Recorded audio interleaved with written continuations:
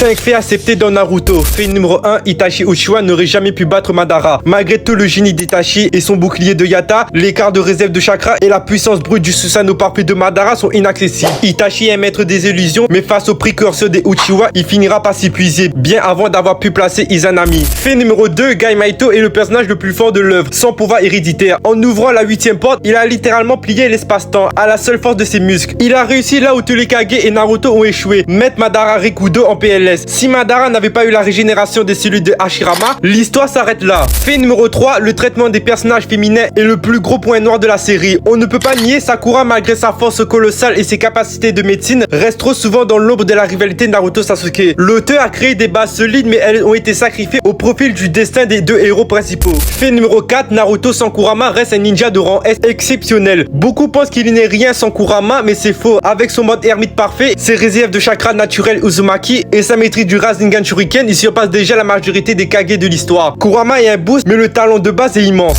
Fait numéro 5 et dernier fait, Danzo Shimura est le véritable moteur de toute l'intrigue. On le déteste, mais sans lui, pas de massacre des Uchiwa, pas d'Akatsuki vers son peigne et pas de haine chez Sasuke. Il est le mal nécessaire qui a créé le plus grand enjeu de l'œuvre. Accepter Danzo, c'est comprendre que le monde des ninjas est construit sur des cadavres et des secrets. Bref, sur ce, à la prochaine pour une nouvelle vidéo les frères.